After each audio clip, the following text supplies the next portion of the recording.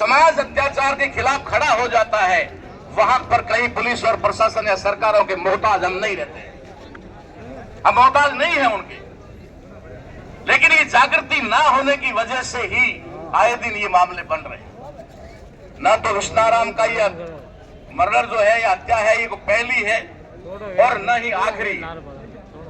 हमें पता है ये दुनिया जब तक रहेगी तब तक अपराध रहेगा, अपराधी भी पैदा होंगे, लेकिन ये जागरूक युवा जो आज की तारीख में दिखाई दे रहे हैं, जागरूक समाज निश्चित तौर पे अपराधों में कमी करता है, क्योंकि अपराधियों के अंदर क्षोभ पैदा करता है। इसलिए ये कुर्बानी खाली नहीं जाएगी।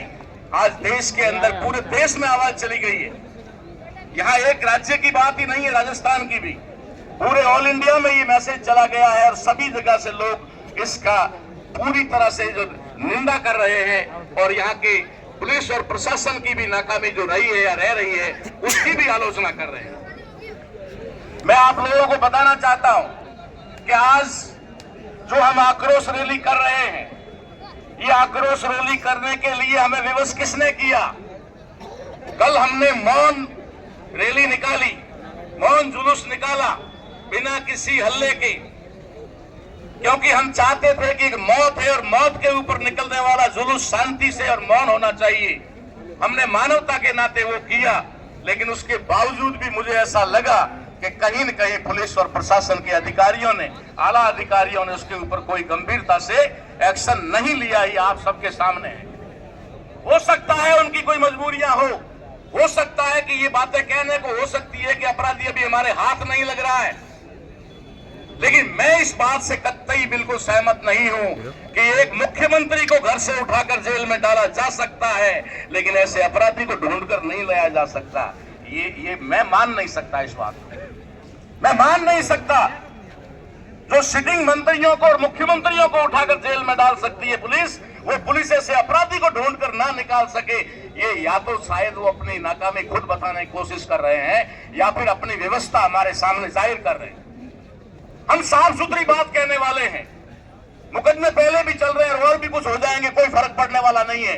जेल के लिए पैदा हुए। बाबा ने एक बात कही थी, वो थोड़ी अधूरी कह दी थी। हमारा जीवन या तो जेल में है या रेल में है या फिर इस सामाजिक मेल में है।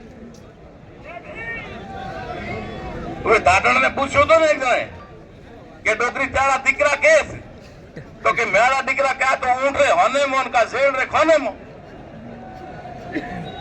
कह तो वे ऊंट रे होने मो, ठीक है, क्या पर जेल रे खाने मो तो मारे बाबे थोड़ी धारी उड़ो, ठीक है नहीं बम लार ला पूरा उड़ा कंप्लीट की उड़ा किलोमीटर में लड़ा उड़ा, कोई टेंशन वाली बात नहीं।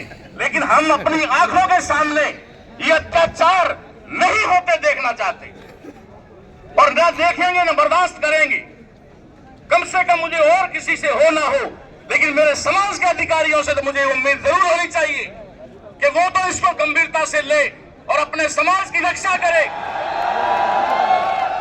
हो सकता है कि आप कंपटीशन से, अपनी काबिलियत से या आपकी पढ़ाई की वजह से वहां पहुंचे हो, ये मैं मानता हूं, लेकिन ये पढ़ने का और कंपटीशन का अधिकार भी आपको संविधान ने दिया है। और ये रिजर्वेशन के तहत जो लोग आप पहुंचे हुए हो, वो सिर्फ पेट पालने के लिए नहीं, अपने बच्चों को पालने के लिए नहीं हो, ये समाज का प्रतिनिधित्व करने के लिए हो, रिप्रेजेंटेशन ऑफ सोसाइटी, आप समाज के प्रतिनिधि हो। तो ऐसा मैं उम्मीद करूंगा और ये उम्मीद पे खरा उतरेंगे, ये भी मैं उम्मीद करूंगा। उम्मीद पे खरा उतरेंगे, ये भी उम्मीद ही करूंगा। उम्मीद से आगे कुछ नहीं मिलना मुझे। इसलिए साथियों, जो लड़ाई हम कभी भी लड़ते हैं, उस लड़ाई में किसी न किसी प्रकार का पंगा जरूर होता है। मैं आपको ऐलान करता हूं, या फिर हमें बुलाना मत, भेड़े और भेड़लाल जी को, वकील साहब को, इनको तो बुलाना ही मत।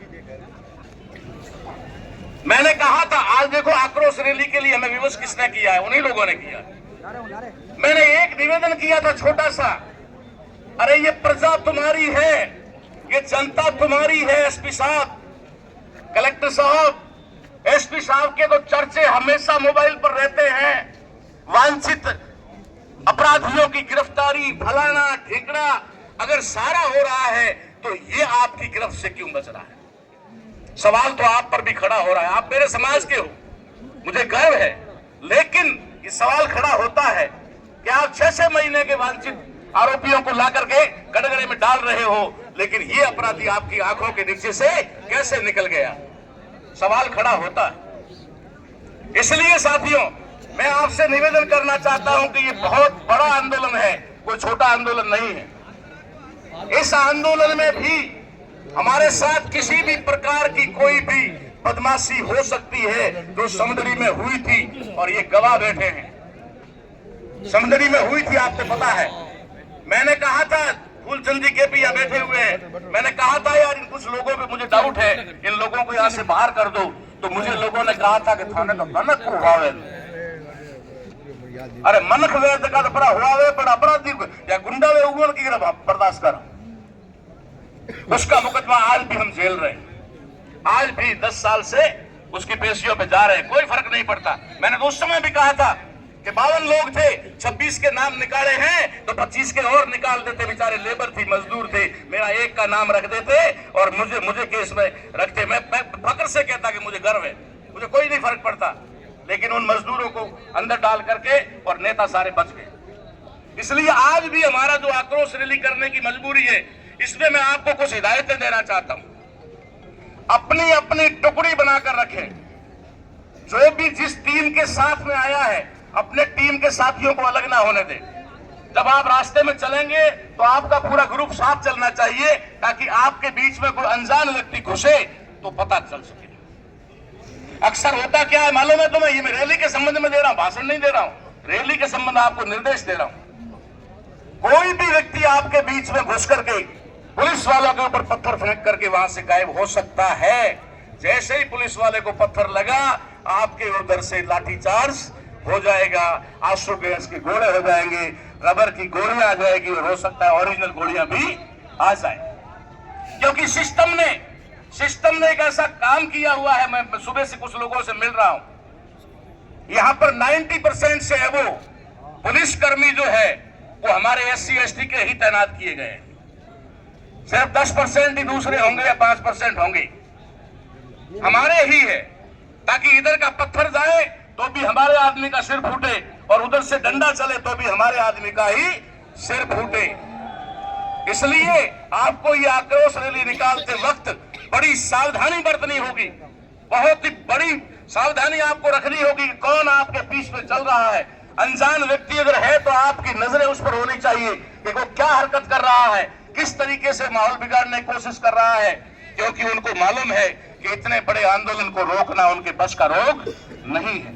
इतने बड़े आंदोलन को रोकना उनके बस का रोग नहीं है, इसलिए वो आंदोलन को विफल करने का प्रयास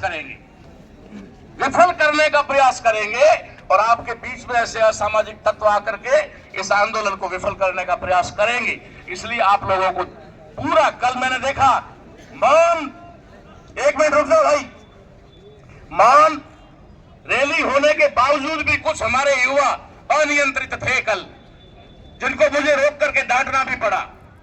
और आज मैं आपको कह रहा हूं कि कोई पुलिस वाला आपको डंडा या थप्पड़ मारे या ना मारे, मैं जरूर मार दूंगा 2-4 को अगर ऐसी गतिविधि करते दिखे तो। इसलिए आपको पूरा अपने आप पर भी कंट्रोल रखना है, और अपने पास में चलने वाले उसके ऊपर भी कंट्रोल रखना है। हमें करना क्या, मेरी बात सुनो, व्यापार मंडल ने हमारा समर्थन कर दिया, 100% दुकानें बंद कर दी, इसका मतलब वो हमारे साथ में है। अगर हम आक्रोश में कुछ करें तो हो सकता है कोई दुकानें बंद ना कर रहा हो, तब हम जबरदस्ती करके बंद करवाएं। वो जबरदस्ती करने की भी हमें आवश्यकता नहीं है, क्योंकि ऑलरेडी पहले से ही सारी क्लोज है, इसलिए हमें उसमें भी कुछ नहीं करना, वो हमारे साथ चल रहे हैं, ठीक है। दूसरी बात, जो घरों में लोग हैं उन्होंने हमारा कुछ बिगाड़ा नहीं है कि हम उनके प्रति कोई आक्रोश व्यक्त करें। अब रही बात हमारा आक्रोश किसके खिलाफ है, हमारा आक्रोश सिस्टम के खिलाफ है। जिस सिस्टम के पास में, जिस व्यवस्था के पास में पावर है, और उस पावर का इस्तेमाल करके वो बड़े से बड़े अपराधियों को भी ला करके घुटनों के बल बिठा देते हैं, पीछे हाथ बांध करके, तो ये छोटा सा चवन्नागिरी वाला ये इनके हाथ में नहीं आ रहा है। इसीलिए मुझे डाउट हो रहा है, इसीलिए डाउट हो रहा है कि कहीं न कहीं थोड़ी बहुत भी हो, लेकिन जरूर कोताही तो है। वजह क्या है ये मैं नहीं जानता, वो जानते हैं। इसलिए हमारा विरोध सिस्टम के खिलाफ है, और सिस्टम के खिलाफ हमारा विरोध है तो सिस्टम सारा का सारा संविधान पे टिका हुआ है, इस पे संविधान पे टिका हुआ है। SP, collector, additional SP, DYSP, SDM, तहसीलदार से लेकर सारे जो प्रशासनिक अधिकारी है वो संवैधानिक अधिकारों। अभी अभी एक छोटी सी बात आई थी और किसी ने कहा, चाहे तोलाराम जी ने बताया कि कोई फोन आया और उन्होंने कहा कि आपकी रैली की परमिशन नहीं है। अब संविधान को जानने वाले लोग जानते हैं कि न तो ऐसी रैलियों की कोई परमिशन होती है और ना परमिशन देती है। अच्छा, देगा कोई परमिशन? हम कलेक्टर साहब से कहें कि कलेक्टर साहब हम आपके खिलाफ रैली निकाल रहे हैं, इसके लिए परमिशन दो, देंगे क्या? वो नहीं देंगे ना। हाँ, उसकी इंफॉर्मेशन होती है, सूचना उनको देनी पड़ती है कि हम इस रूट से होते हुए ये आक्रोश रैली निकाल रहे हैं और जिसमें किसी भी प्रकार का हम ऐसा कोई कृत्य नहीं करेंगे या जनहानि या कोई माल हानि का हम काम नहीं करेंगे। वो हमारा आक्रोश दिखाने का, आक्रोश का मतलब हम आवाज में दे सकते हैं, नारे लगा के दे सकते हैं, ये कर सकते हैं, लेकिन किसी चीज को हाथ नहीं लगाना है। किसी मार्केट के अंदर भूल से भी अगर किसी की दुकान खुली है, आपको सिर्फ उसे ध्यान से देखना है कि कौन है।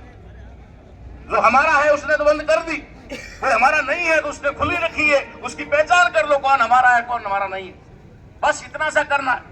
कोई अगर वो अपराधी का कोई सहायता होगा तो खुली लेके बैठा होगा तो उसको हम रोक नहीं सकते, भले रोक कर ले, कोई बात नहीं। तो साथियों, हमें ये पूरी सावधानी रखनी है। 2 बजे के समथिंग हम लोग यहाँ से रवाना होंगे। पूरी जो अनुशासन बना करके हमें रखना है। जो भी साथी चलेंगे, मीडिया के कुछ 8-10 लोगों के अलावा कोई भी रैली में आगे फ्रंट में बैनर के आगे नहीं रहेगा, नहीं तो मुझे उसे घसीट कर पीछे करना पड़ेगा। जो भी हमारे साथी हैं, सीनियर साथी हैं, जो भी प्रतिनिधि मंडल है, जो भी बाहर से आए हुए प्रतिनिधि हैं, सबसे आगे वो चलेंगे। जयपुर से, बीकानेर से, नोखा से, जोधपुर से, पता नहीं कहां से हमारे बीच नागौर से लोग आए हैं, जालौर से लोग आए हैं, वो लोग आगे रहेंगे। उनके प्रतिनिधि, वो भी पूरी भीड़ नहीं, उनके प्रतिनिधि आगे रहेंगे और कुछ यहाँ की टीम के लोग, बाकी सारे लोग अनुशासन में पीछे चलेंगे। आप उस कतार में चाहे आखिरी आदमी है